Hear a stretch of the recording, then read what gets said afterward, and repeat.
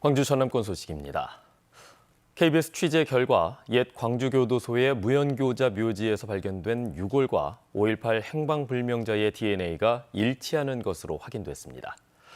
5.18과 관련된 암매장의 진실이 42년 만에 처음으로 확인된 겁니다. 이성각 기자의 보도입니다. 5.18 진상규명의 핵심 과제인 암매장 의혹. 계엄군이 희생된 시민을 암매장했다는 증언은 광주 시민들뿐 아니라 계엄군들로부터도 쏟아졌고 군 기록도 이를 뒷받침합니다. 5.18 진상규명조사위원회 역시 1,800명이 넘는 계엄군을 조사해 암매장을 사실이라고 결론 내렸지만 지금까지 매장된 유골이 발견된 적은 한 차례도 없습니다. 그런데 주요 암매장 추정지 가운데 하나인 옛 광주교도소에서 5.18 행방불명자의 DNA와 일치하는 유골이 발견된 사실이 KBS 취재 결과 확인됐습니다. 2019년 12월 법무부가 옛 광주교도소에 솔로몬 로우파크를 짓던 도중 무연고자 묘지에서 신원을 알 수 없는 유골 260여 구가 발견됐습니다. 5.18 조사위원회가 이를 5.18 행방불명 신고자 가족들 370여 명의 DNA와 대조한 결과 일치하는 유골이 나온 겁니다. 5.18과 관련해 암매장된 시신과 행방불명자의 DNA가 일치한 건 42년 만에 이번이 처음입니다.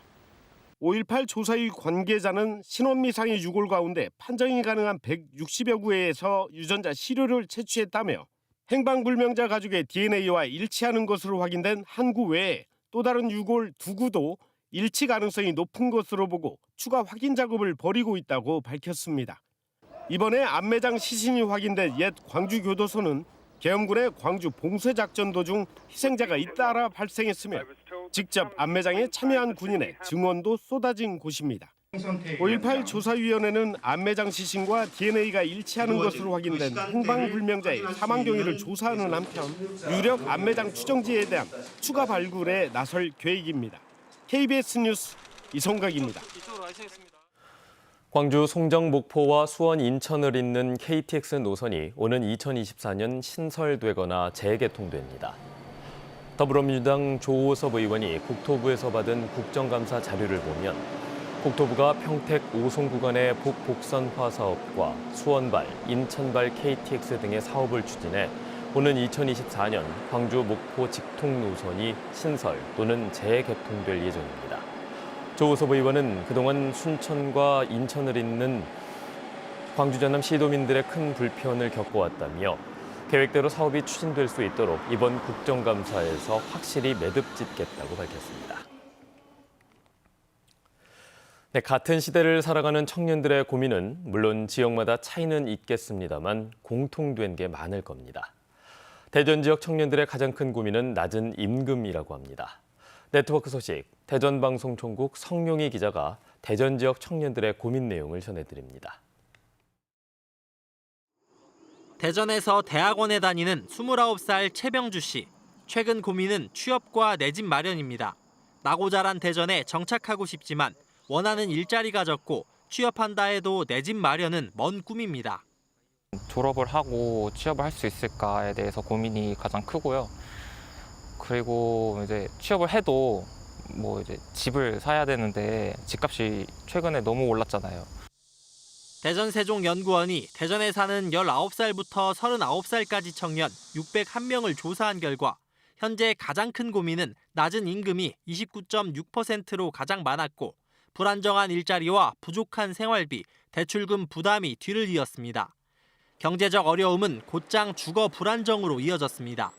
대전 청년 가운데 집을 소유한 비율은 27.2%로 전국 6개 광역시 가운데 가장 낮았고 반대로 최저 주거 기준에 못 미치는 주거 빈곤율은 19.3%로 가장 높게 나타났습니다. 청년 정책을 통합적으로 수립하고 시행할 컨트롤 타워가 어느 때보다 절실하지만 대전시는 최근 담당 부서인 청년가족국을 폐지하고 복지국으로 기능을 통폐합했습니다. 안전한 주거, 그리고 학자금 대출 상한 등 다양한 게 좀 연계되어 있습니다. 그래서 일자리 정책, 주거 정책 따로따로 하는 게 아니라 이 컨트롤 타워 내에서 청년 정책을 일관적이고 통합적으로 좀 수립할 필요가 있습니다. 전문가들은 또 실태 조사를 정례화하고 최소 5년 이상의 장기적인 계획을 수립해야 한다고 지적했습니다. KBS 뉴스 성룡입니다. 광주시가 내연기관 중심의 완성차와 부품 기업이 전기차 양산에 나설 수 있도록 관련 기반 조성에 나섭니다. 광주시는 내년부터 5년간 국비 등 145억 원을 들여서 전기자동차 부품 개발과 실증, 완성차 생산으로 이어지는 경영 전기차 상용화 생태계를 만들어서 지역에서 독자 모델을 양산할 수 있도록 지원할 계획입니다. 또 친환경 자동차 부품 클러스터에 구축된 최첨단 시험 계측 장비 160여 종을 부품 기업 등에 지원할 계획입니다. 오늘부터 실외에서의 마스크 착용 의무가 해제됩니다. 광주시와 전라남도는 정부 방침에 따라 실외 마스크 착용 의무화 조치가 시행 2년 만에 오늘부터 전면 해제된다고 밝혔습니다. 다만 감염 예방을 위해서 실내에서의 마스크 착용 의무는 당분간 유지되며 유증상자와 고위험군은 실외에서도 마스크 착용이 권고됩니다. 2024년은 우리나라에 탁구가 도입된 지 100년이 되는 해입니다. 그때에 맞춰서 부산에서 세계 탁구 선수권 대회가 열립니다. 부산방송총국 김영록 기자입니다. 올림픽 때마다 메달을 휩쓰는 탁구 강국 한국. 그 명성과 달리 아직 세계 선수권 대회를 개최한 경험은 없습니다. 2020년 부산에서 열려야 했지만 코로나19로 여러 번 일정을 미루다 결국 취소됐습니다. 우여곡절 끝에 열리는 2024년 부산 세계 탁구 선수권 대회.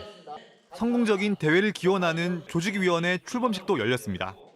유승민 대한탁구협회 회장은 박형준 부산시장과 함께 조직위 공동위원장으로 선임됐습니다. 최고의 성공한 대회로 남을 수 있도록 저희 노력을 할 거고요. 특히 마케팅 그리고 팬들과 함께하는 어떤 그런 이벤트를 하면서 부산 세계 탁구 선수권 대회를 대내외적으로 많이 알려서 꼭 성공시킬 수 있도록 하겠습니다. 부산 출신의 탁구 여왕 현정화 한국마사회 감독은 조직위 수석 부위원장을 맡았습니다. 2024년 2월 백스코에서 열흘간 열리는 부산 세계 탁구 선수권 대회에는 40개국에서 2,000명의 선수와 대회 관계자 등이 참여합니다. 특히 2024년은 국내에 탁구가 도입된 지 100주년이 되는 해인 만큼 그 의미를 더하고 있습니다. 부산시도 성공적인 대회 개최를 위한 아낌없는 지원을 약속했습니다. 조직위원회와 힘을 합해서 대회가 충실히 준비될 수 있도록 또 국내외에서 찬사받는 2024 부산 세계 탁구 선수권 대회가 될 수 있도록 최선을 다하겠습니다. 이번 대회에 남녀각 8강 진출팀에게는 2024년 7월 열리는 프랑스 파리올림픽 탁구 단체전 자동 출전권도 주어져 더 치열한 승부가 펼쳐질 것으로 보입니다. KBS 뉴스 김영록입니다. 오늘 새벽 1시쯤 고흥군 도양읍 용정리의 한 쓰레기 야적장에서 불이 났습니다. 소방당국은 소방대원 30여 명과 소방차량 16대를 출동시켜 진화 작업을 벌이고 있습니다. 인명피해는 발생하지 않았지만 야적장에 3,000톤에 달하는 폐기물이 쌓여서 진화에 어려움을 겪고 있는 것으로 전해졌습니다. 소방당국은 불이 꺼지는 대로 화재 원인과 피해 규모를 조사할 방침입니다. 학령 인구 감소로 지역 대학이 어려움을 겪고 있는 상황에서 광주시 교육청이 지역 인재 전형 확대를 요청했습니다. 이정선 광주시 교육감은 지난 7월 말 김동원 전북대 총장과 간담회를 열고 2024년 대입부터 지역 인재 전형 대상을 광주 전남권까지 확대해준 데 대해 고마움을 전하고 선발 비율을 더 확대해달라고 요청했습니다. 또 지난 21일에는 정성택 전남대 총장과 민영돈 조선대 총장 등을 만나 지역 인재에 대한 지속적인 관심과 협력을 약속받았습니다. 2024학년도 호남권 대학 의대 지역 인재 전형 선발 계획을 보면 전남대 72.8%, 조선대 56.7%, 전북대는 전북 지역 52.8%, 광주 전남북이 9.9%입니다.